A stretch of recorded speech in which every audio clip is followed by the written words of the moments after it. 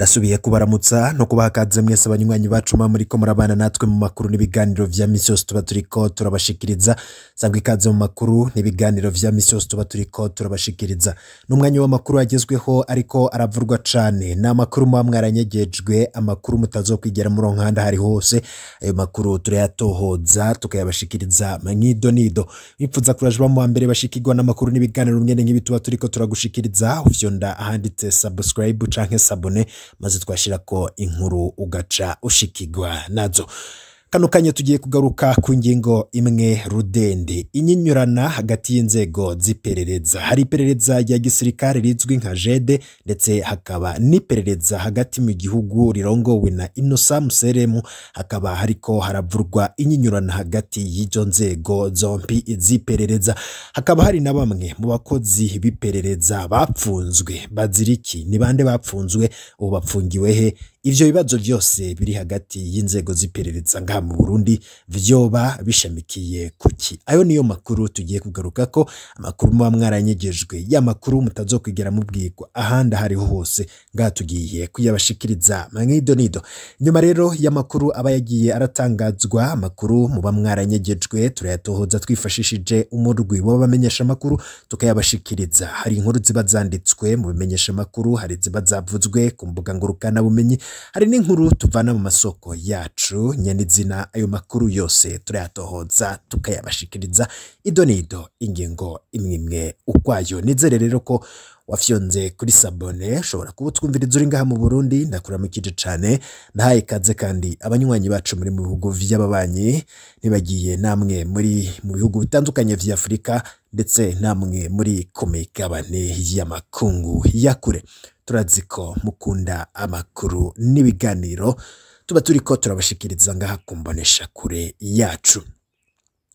Dutangure ano makuru yacu. Hamaze iminsi hahagarikwa abasirikare bakorera canke bakorana n'iperereza rya gisirikare. Uwundi murwi ubangamiwe n'abasivile bahora bakorana canke baha amakuru iperereza ry'igihugu, Service National de Renseignement. Abo bita aba informateri nibo rero kuri ubu nabo babangamiwe cane. Ubu bakaba barahinduye baja gukorera iperereza rya gisirikare. Mu minsi heze twarababwiye ihagarikwa ry'abasirikare Lieutenant Colonel Benoit Barungura ndetse na Adjudant Chef Aristide Segaterama begereye iperereza rya gisirikare, bafashwe muri Nyakanga mu mwaka w'ibihumbi 2021, bamara indwi zitatu bapfungiwe muri Service National de Renseignement mu iperereza ry'u Burundi imbere yo kurungikwa mw'ibohero rikuru rya Mpimba. Amakuru rero tugiye kugaruka ko kuri uno munsi. Uyu munsi naho turababwira ipfungwa ry'abandi basirikare batatu bakomeye mu iperereza ry'igisirikare, bene bamwe mu ba informateri. Turabacira rero ku mayange n'ivyizo nzego za ziperereza zipfa. Amakuru twamenye, amakuru yo mwibanga, nuko abasirikare batatu bo mwiperereza rya gisirikare bapfungiwe muri documentation, nukuvuga mwiperereza ry'u Burundi. Amezi abiri ari hafi gukwira, hari abasirikare batatu bo mwiperereza rya gisirikare bapfungiwe aho benshi bita muri documentation, nukuvuga muri Service National de Renseignement, hariya hafi ya Cathedrale Regina Mundi. Abo basirikare nabo akaba atabandi nabarimwo Lieutenant Colonel Libere Niyonkuru Maritikire SS ubusa amajana 947. Uyu akaba asanzwe yari cegera c'umukuru w'iperereza rya gisirikare. Yintwaza ngabo yahoze igwana muri FDD, ikaba ivuka ku mutumba wa Murinze wo muri komine Rutegama ho mu ntara ya Muramvya. Mu mezi aheze yintwaza ngabo yaravuzwe mu vyo kunyuruza abantu batari bake kandi mu mihingo myinshi y'igihugu. Ahanini akaba yaranyuruje abanyagihugu b'abasivile ataho bahuriye n'igisirikare, abapfungira muri police militaire, arababoreza igufa abatari bake boba barishwe. Ivyo bikogwa vy'ubukoko akaba yarabikoranye n'akagwi k'abasirikare n'abasivile, mbere bamwe akaba ari abasivile bakorera CNDD FDD. Uyo Libere Niyonkuru aranavugwa mu vyo kugandagura abo yanyaze itongo yubatsemwo inzu mu Kamenge. Ivyo navyo tukaba tuzobigarukako mu makuru yacu ataha. Bugira kabiri apfunzwe n'uwitwa Ajida Major Onesphore Ndayishimiye Martikire SC ubusa 699. Uyu nawe bamutazira Braddock, abandi bakamwita rero Mufankuru, akaba ari n'igisongerezi c'intwazangabo cegukira polisi militeri ariko akorera cane iperereza rya gisirikare. Uyo Braddock akaba avuka ku mutumba wa Gasheke ho muri komine Murwi ho mu ntara ya Cibitoke. Ku mategeko yahabwa na Lieutenant Colonel Libere Niyonkuru, uyo Braddock niwe yishikiye ku rubuga ararongora ibikorwa bitari bike vy'ukunyuruza abasivile bahavuye baburirwa irengero hagati ya Ruheshi na Gitugutu mu mwaka w'2021. Uyo Braddock yanyuruje abantu batari bake akoresheje imodoka yo mu bwoko bwa kamyoneti double cabine yera ifise ku mpande uturongo dushaka gutukura. Imodoka rero ngo yoba yatanzwe n'umugambwe CNDD-FDD kandi ngo ikanyongwa n'umushoferi w'umugambwe yitwa Daniel. Ugira gatatu apfunzwe n'uwitwa Ajida Chef Jean Bosco Ahishakiye. Iki gisongerezi c'intwazangabo c'intwaramiheto caravuzwe mu mabi menshi cane kuva muri 2016 aho yari yimonogoje mu kunyuruza abasirikare bahoze muri FABU ndetse no muri FNL. Yaranavuzwe kandi mu vyo kunyaga amafaranga y'abantu ku Ruyeri. Jean Bosco Ahishakiye yaranakoranye n'iperereza rya gisirikare mu bubisha bwo kunyuruza abasivile mu mezi yaheze ku mategeko ya Lieutenant Colonel Libere Niyonkuru. Kuva afashwe mu mpera za Gitugutu mu mwaka w'2021, bano basirikare bapfungiwe mu busho bwa documentation. Kuva bafashwe mu mpera za Gitugutu mu mwaka w'2021, bano basirikare bapfungiwe mu busho bwa documentation hafi ya Katedrali Regina Mundi i Bujumbura. Mu vyo babazwa rero hakaba harimwo abanyagihugu bashika 5 banyurujwe mu ijoro ryo kuwa 12 Gitugutu mu mwaka w'2021 mu gacimbiri ka Midodo no ku mutumba wa Muhuzo ho muri zone ya Magara ya komine Rumonge ni mu ntara ya Rumonge nyene. Muri abo banyurujwe hakaba harimwo umutama Alexis Nimubona waho ku Midodo be n'abahungu biwe babiri barimwo Eric Nduwamungu na Gabriel Nsabiyumva hamwe n'umukozi yitwa Filimene. Iryo joro nyene baranyuruje umudandaza yitwa Jean Claude Niyonkuru yafashwe ariko arirenganira aho ku mutumba wa Muhuzu, akaba rero yariko arataha muri komine Burambi ku rubibe rwa Midodo. Abo basirikare babiri bakoranye n'imbonerakure izwi cane ku Muhuzu yitwa Asumani Nzirorera be n'umukuru w'umutumba wa Muhuzu yitwa Onezime. Asumani na Onezime barafashwe gato barapfungirwa muri documentation ariko bo bahavuye bari kugwa. Amakuru dukura mu iperereza akaba avuga ko Libere Niyonkuru yasavye ko Asumani na Onezime borekugwa kuko ngo ivyashikiye abo bantu bo atavyo bazi, mu gihe ngo bo bakoze igikorwa co kurerekera iperereza rya gisirikare, ivyakurikiye ngo bakaba batarabigiyemwo. Iperereza ya gisirikare ripfiki n'iperereza rya documentation. Wumvirije ino nkuru wese nta nkeka araza kugira ikibazo. Bigenda gute ngo abakozi b'iperereza rya gisirikare bafatwe bagirizwa kunyuruza abantu kandi Service National de Renseignement no kuvuga iperereza ry'igihugu naryo rimaze iyi myaka 6 ririko riranyuruza abantu batigeze basubira gutogwa irengero?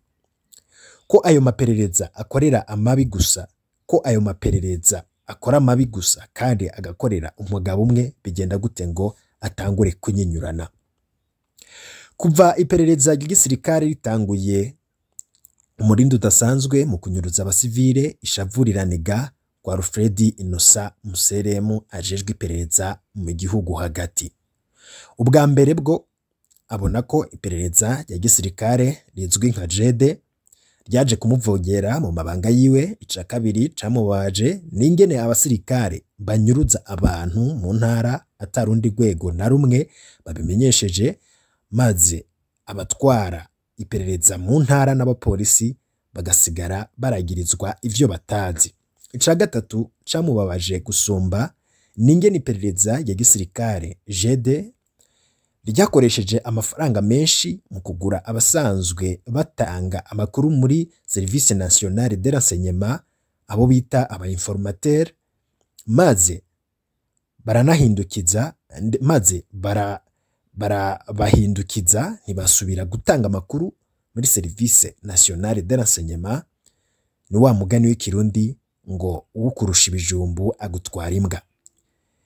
Ica kane Museremu apfa n'iperereza ya gisirikare ni inyungu z'amafaranga abatwara n'abakorera izo nzego bakura mu biturire ndetse n'ubusuma.